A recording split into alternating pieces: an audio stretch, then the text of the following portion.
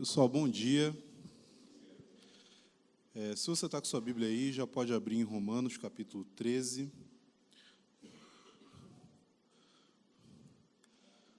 A gente hoje vai finalizar o capítulo 13 de Romanos.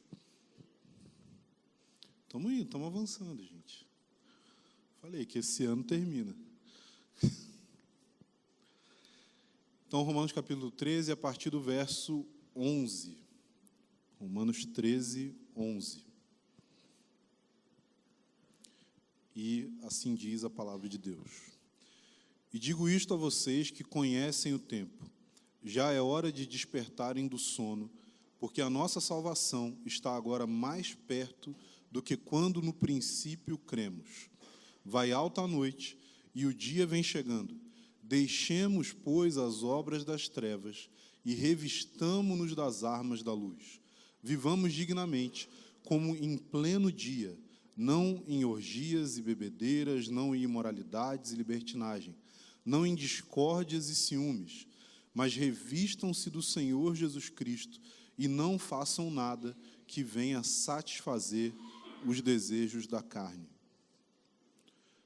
Bom, Paulo começa essa passagem aqui falando a respeito daqueles que conhecem o tempo. O tempo ao qual ele está se referindo aqui está relacionado à volta de Jesus. Ele está falando a respeito da segunda vinda. Ele está dizendo que as pessoas ali, na igreja de Roma, conhecem o tempo no sentido de que elas conseguem discernir o momento da história da redenção no qual eles se encontram. E qual deve ser a postura nesse momento. E aí, Paulo vai continuar falando a respeito disso, dizendo que, olha, tudo isso que eu falei para vocês, ou seja, ele está fazendo referência ao que ele disse nos versos anteriores, tudo isso que eu falei para vocês faz muito mais sentido no contexto da nossa espera pela volta de Jesus. Então, escatologia é o pano de fundo de tudo aquilo que Paulo está falando aqui. Como a gente tem repetido várias vezes aqui, a gente não tem a possibilidade de desassociar o evangelho da escatologia. Não é que a escatologia faz parte do evangelho, não. A escatologia é o evangelho. Por quê? Porque a obra de Jesus tem como objetivo levar o plano de Deus à consumação. Se Jesus tivesse somente vindo a primeira vez e feito a sua obra para que nós pudéssemos ser salvos e ele não voltasse, a obra dele ficaria sem propósito. Por quê? Porque o propósito de Deus é que ele possa restaurar aquilo que ele iniciou. Se Deus não restaurasse, não voltasse ao seu plano inicial, se Deus não estabelecesse aquilo que ele se propôs a estabelecer ali no Jardim do Éden, o que a gente teria que afirmar é que Deus foi derrotado. Deus, ele tentou fazer algo e ele simplesmente falou assim, eu não vou conseguir. Mas não existe a possibilidade de um Deus que é onipotente tentar fazer algo e desistir de fazer aquilo ali. Não existe a possibilidade de um Deus que nada é uma barreira para ele, que ele comece algo e que ele chegue à conclusão de que não tem como ele terminar. E é por isso que a gente vai afirmar que quando a gente olha para a Bíblia e a gente vê as promessas que Deus fez para Israel, a gente precisa afirmar que todas essas promessas vão se cumprir. Por quê? Porque Deus não mente. A gente tem falado aqui, cara, interpretação bíblica. Qual que é a forma mais simples de você interpretar a Bíblia? É você entender que a Bíblia diz aquilo que ela quer dizer e ela quer dizer aquilo que ela diz. Quando a Bíblia fala Israel, não é para pôr o seu nome, não é para colocar a igreja, não é para colocar o nome da nossa denominação, não. Quando a Bíblia fala Israel, a Bíblia quer dizer Israel. Quando a Bíblia fala a respeito de algo ou de alguém, ela está fazendo referência de fato àquela pessoa e tudo aquilo que Deus prometeu para Abraão, tudo aquilo que Deus prometeu para Davi, tudo aquilo que Deus prometeu para todos os profetas, isso vai se cumprir. Isso vai se cumprir. Deus vai consumar o seu plano. Mas é exatamente diante da consumação desse plano que Paulo vai dizer que os versos anteriores, ou seja, aquilo que ele falou a respeito de amar o próximo, logo nos versículos antes aqui do versículo 11, quando ele falou de amar o próximo, isso faz muito mais sentido quando você pensa no contexto escatológico. Por quê? Porque amar o próximo é um mandamento divino, mas amar o próximo é algo que geralmente vai nos trazer algum tipo de prejuízo. A gente sabe disso. Amar o próximo é algo que te traz prejuízo. O prejuízo pode ser simplesmente que você vai gastar o seu tempo. O prejuízo pode ser simplesmente que você vai gastar os seus recursos. O prejuízo pode ser um prejuízo de desgaste emocional. Mas a questão é que amar o próximo vai te custar alguma coisa. Mas dentro da economia desse século, amar o próximo não é uma conta que bate. Não é uma coisa que faz sentido. Como que eu vou perder para que outra pessoa ganhe? Como que eu vou me prejudicar para beneficiar outros? Como que eu vou... Se isso daqui é tudo que eu tenho, se essa vida é tudo que eu tenho, eu estou fazendo um péssimo negócio.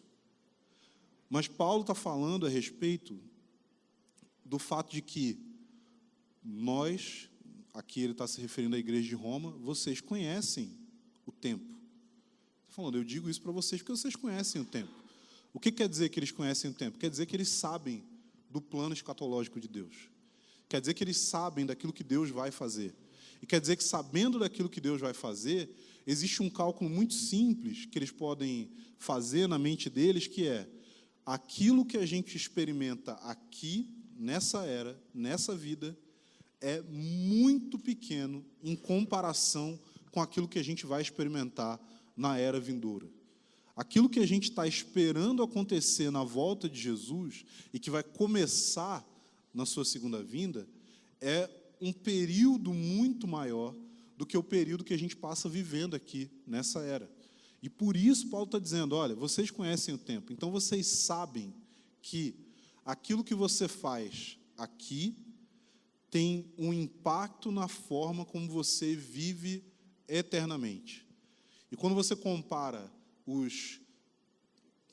depende muito da pessoa, mas, sei lá, você vai viver uns 70, 80, 90 anos, 100 anos que seja, comparar isso com a eternidade não faz nem sentido. Então, Paulo está dizendo, olha, vocês sabem essa comparação e o quanto que ela é totalmente desequilibrada, ou seja, não vale a pena. A conta dessa vida aqui nem chega aos pés do que a gente vai experimentar eternamente. E por isso, ele está falando, olha, isso deveria intensificar o seu pensamento a respeito de como você ama as pessoas ao seu redor. É só parar para pensar o seguinte, cara, Jesus viveu muito, muito menos do que a gente está acostumado a ver as pessoas viverem hoje. Ele viveu aqui nessa terra por 33 anos. E ele foi morto. E quando ele foi morto, ele disse, olha, ninguém está tomando a minha vida, eu mesmo estou entregando ela. E quando ele fala isso, ele está dizendo o seguinte, que ele entendia que aquilo que ele estava fazendo valia a pena. E o que Jesus fez? Se não prejudicar a si mesmo, se não sair no prejuízo, se não ter um malefício em benefício de outros. Jesus tomou prejuízo para que outras pessoas pudessem lucrar. Só que esse lucro não era um lucro dessa vida aqui. Tem gente que está totalmente disposta a fazer sacrifícios para lucros dessa vida. A gente se sacrifica no trabalho porque a gente quer retorno financeiro. A gente, às vezes, se sacrifica na nossa família. Mas por quê? Muitas vezes porque a gente vê a família como um reflexo da nossa identidade e a gente quer apresentar uma boa imagem. A gente faz diversos sacrifícios por coisas que têm uma duração mínima.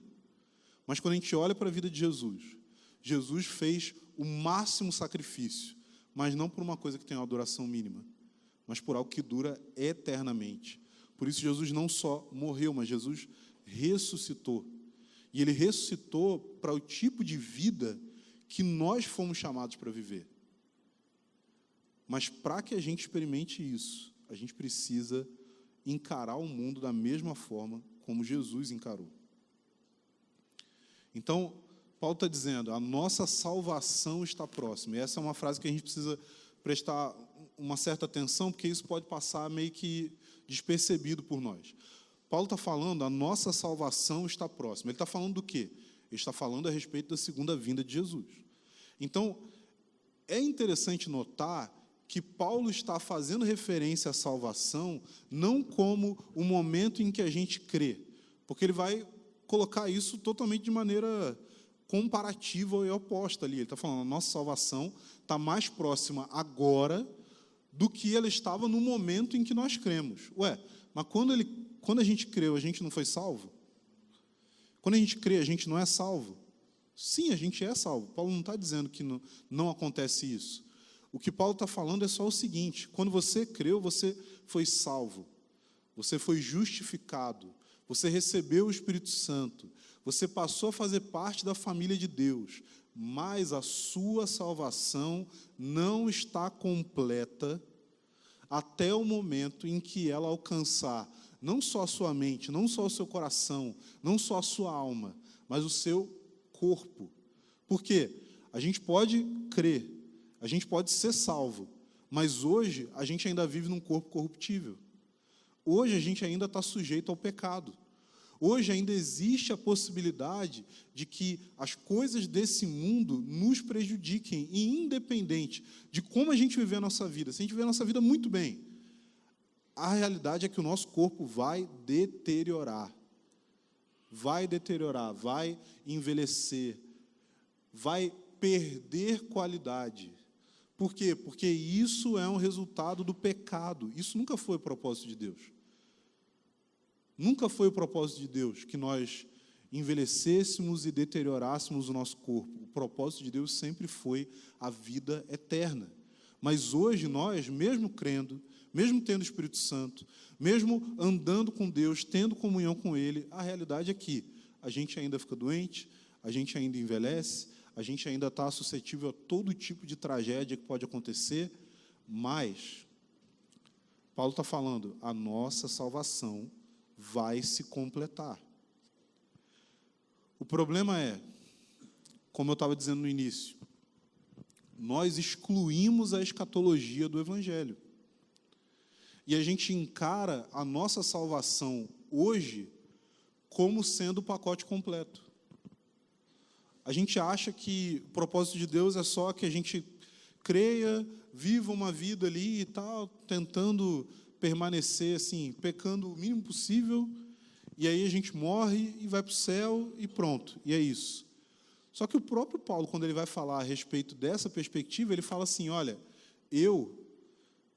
assim, parafraseando o que ele fala lá em 2 Coríntios, ele vai dizer o seguinte, olha, o que eu gostaria é de não passar pela morte. Eu queria somente experimentar o meu corpo mortal sendo revestido de imortalidade. Do que ele está falando ali? Ele está falando da glorificação do corpo. Ele está dizendo, olha, eu não queria morrer, eu só queria ter o meu corpo glorificado. Eu não queria passar pela morte. Por quê? Porque ele fala, eu gostaria de quando o Senhor viesse, que ele não me encontrasse despido. Não é que Paulo está dizendo que ele não quer que Jesus volte quando ele está tomando banho. Como alguns irmãos têm medo, né? Fica constrangido, assim, vai que Jesus volta. Tomar banho rápido. Não é isso que ele está falando. O que ele está falando é, se encontrar despido tem a ver com já ter morrido.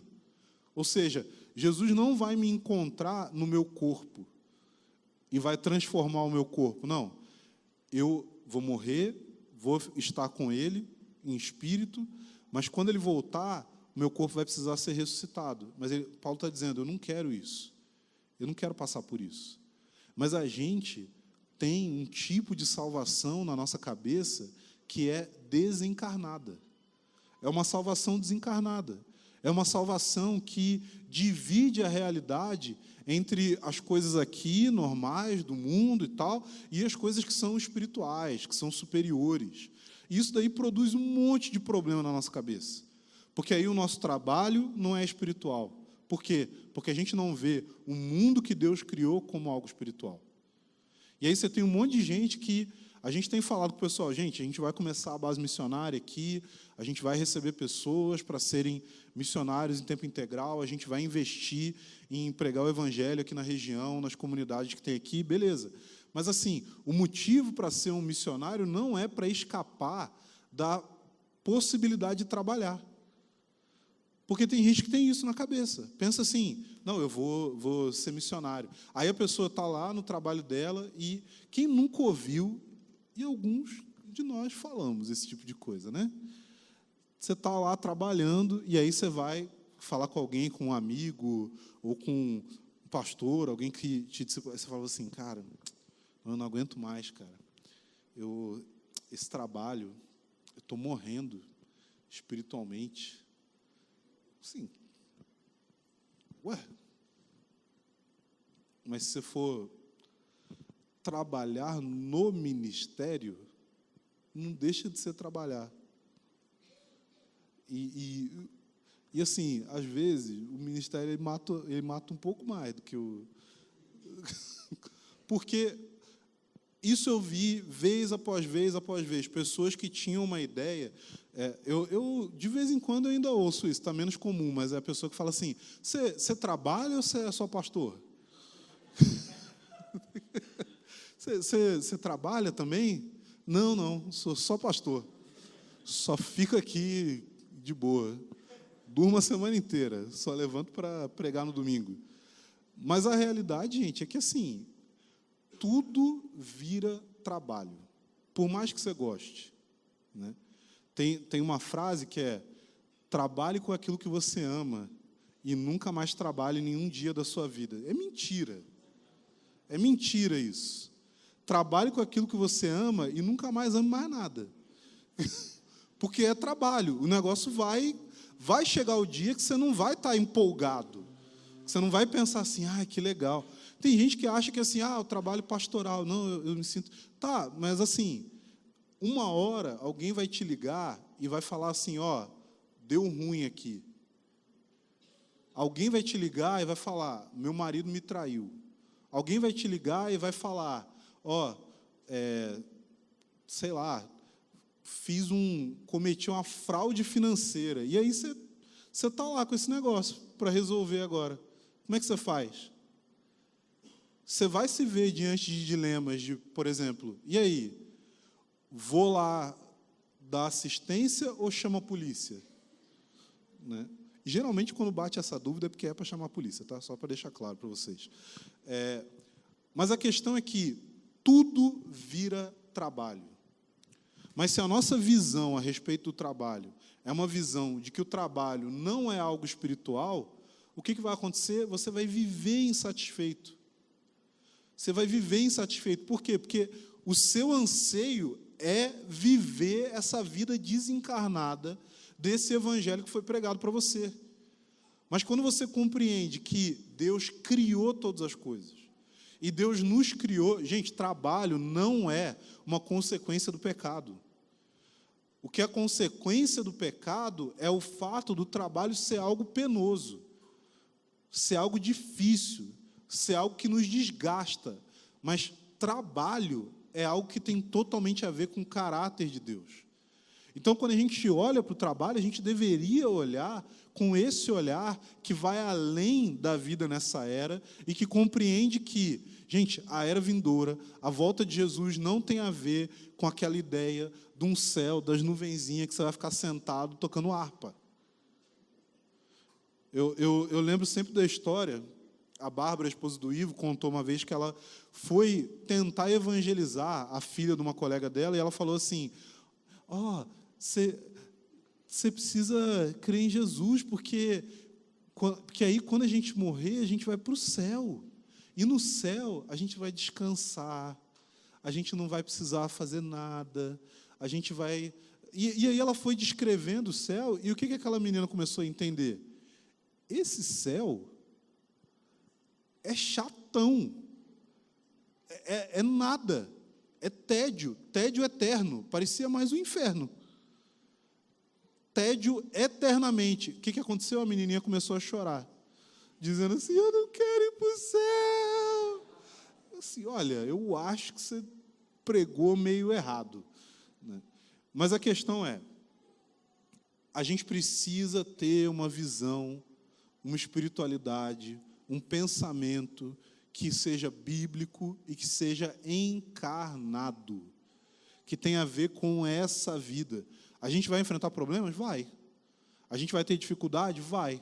Mas toda vez que a gente se deparar com essas dificuldades, o que a gente vai lembrar? Não é que uma hora não vai ter mais trabalho, não é que uma hora não vai ter mais rotina, que não vai ter mais coisas objetivas para fazer, não. É que uma hora todos os efeitos do pecado vão ser retirados.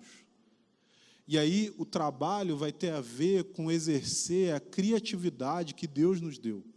O trabalho vai ter a ver com cooperar com a obra de Deus no todo da criação. O trabalho vai ter a ver com governar sobre aquilo que Deus nos deu autoridade. Mas nós abrimos mão de exercer essa autoridade da maneira como Deus teve a intenção desde o início. Por quê? Porque nós amamos o pecado. Desde Adão. Foi isso que aconteceu. Então, quando Paulo fala a respeito da nossa salvação, ele está indo muito além do que simplesmente falar de que a gente vai agora morrer e a gente não vai mais para o inferno, a gente vai para o céu. Ele está falando de uma coisa que é muito maior do que isso, porque a nossa salvação não vai ser completa até o momento em que os nossos corpos forem transformados. Lê 1 Coríntios 15, Paulo vai falar assim, se a nossa esperança em Cristo é só nessa vida, ou seja, se não há ressurreição, nós somos os mais miseráveis de todos os homens. Não tem sentido nenhum. Se não há ressurreição, nós cremos em vão, é o que Paulo vai dizer. Então, Paulo está querendo trazer os irmãos ali da igreja de Roma para entender o seguinte, olha, vocês precisam ter em mente que o motivo pelo qual nós fazemos a obra de Deus, o motivo pelo qual nós pregamos o Evangelho, o motivo pelo qual nós somos fiéis a Deus, o motivo pelo qual nós amamos os nossos irmãos, o motivo pelo qual nós amamos o próximo, o motivo pelo qual nós buscamos fazer as obras de Jesus nessa terra, é porque nós estamos aguardando algo que vale a pena ter prejuízo agora, vale a pena gastar o nosso tempo agora, vale a pena abençoar as pessoas num tanto que nos prejudica, vale a pena fazer isso. E eu não estou falando aqui, né, vocês sabem muito bem, eu não estou falando aqui de você, não é você servir a igreja. Tem muita gente que fala por aí sobre igreja, mas se você reparar muito bem, o que as pessoas querem dizer não é igreja, o que as pessoas querem dizer é a liderança. Então tem gente que fala, não, porque eu servi a igreja por tanto tempo e só fui prejudicado. Não é que você serviu a igreja, você serviu líderes que tinham uma agenda pessoal, que queriam construir o seu próprio império e que usaram pessoas para realizar isso.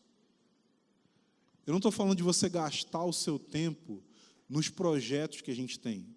Eu não estou falando de você gastar as suas energias para poder fazer as coisas que vão beneficiar os nossos planos, os nossos projetos. Não, eu não estou falando de você vestir uma camisa de obreiro quando é no culto de domingo ou quando existe alguma outra necessidade. Não, eu estou falando de uma vida. Eu estou falando de você amar as pessoas pelas quais você passa no seu dia a dia. Eu estou falando de você servir as pessoas quando não existe nenhum tipo de motivação institucional para isso. Não é você, uma hora, ser alguém que está trabalhando na obra de Deus e outra hora ser alguém que está vivendo para você mesmo. Não, é o tempo todo você ser essa pessoa que serve a Deus, independente de onde você está e independente de quem está diante de você. Paulo ele vai dizer que nós vivemos em um tempo de trevas. Ele vai fazer uma comparação aqui, dizendo que esse momento da história que nós estamos vivendo é como se fosse um momento em que a gente está na madrugada já, bem avançado, está tudo escuro, mas o que a gente está esperando é o amanhecer. E esse amanhecer é a volta de Jesus. Essa é a analogia que ele está fazendo. Então, a questão é, a gente está no momento de trevas. A gente está no momento em que nós vivemos ainda, gente, mesmo sendo crentes, mesmo sendo discípulos de Jesus, mesmo abraçando o Evangelho, nós ainda vivemos debaixo da influência do pecado. Se você nasceu de novo, você recebeu o Espírito Santo, você crê em Jesus, você tem sim a graça de Deus te auxiliando, mas você não deixou de ser pecador, você não deixou de ser tentado, você não deixou de cometer erros. Porque não tem esse negócio de você falar assim, não, tem gente que vem com uma história de que quase não peca. Se você quase não peca, sabe o que está acontecendo? Você está iludido. Você está iludido. Porque o que a Bíblia vai dizer em 1 João é que, se nós dissermos que não temos pecado, se nós dissermos que nós nunca erramos, o que a gente está fazendo é, a gente está mentindo e chamando Deus de mentiroso. E nessa conta aí só tem um lado que pode estar errado, tá? E sempre é o nosso. Sempre é o nosso. Então, a gente vive ainda, nós somos pecadores. Nós vivemos em uma sociedade que é governada pelo pecado. Independente de ideologia política, independente de sistema de governo, independente de qualquer coisa, independente do quão próspera é aquela nação, independente disso tudo, a questão é, o que governa as vidas humanas é o pecado. É o pecado.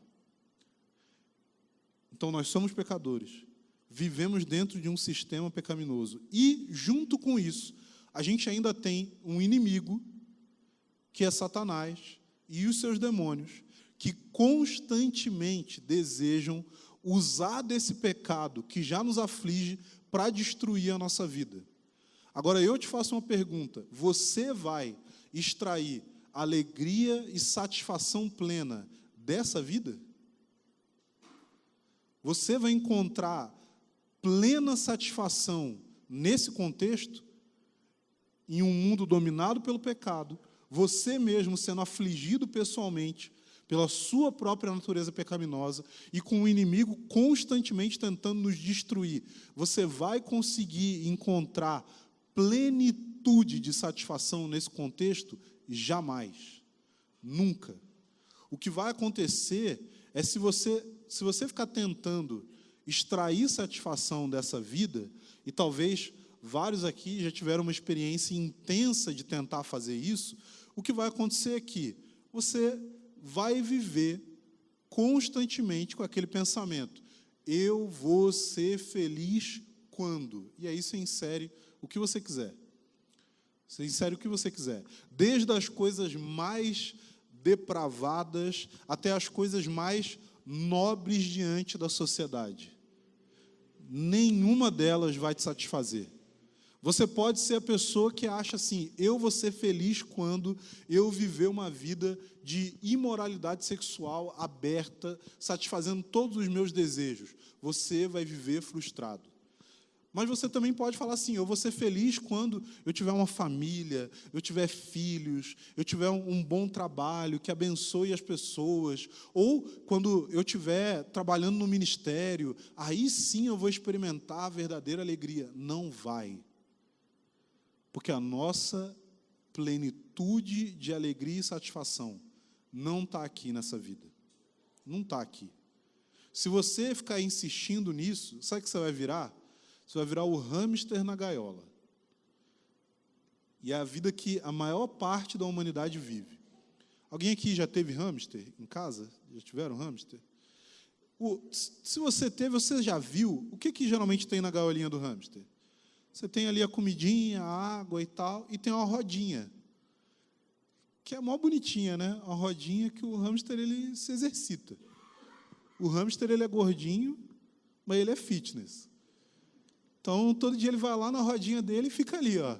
Ele vai correndo ali, e o negócio vai rodando, e ele vai correndo. A questão é que o hamster está correndo, mas ele não está saindo do lugar. Ele corre, mas nunca chega em lugar nenhum. E talvez você já teve um hamster, você estava nessa posição. Você ficava vendo ali o seu hamster correndo na rodinha dele, não chegando em lugar nenhum.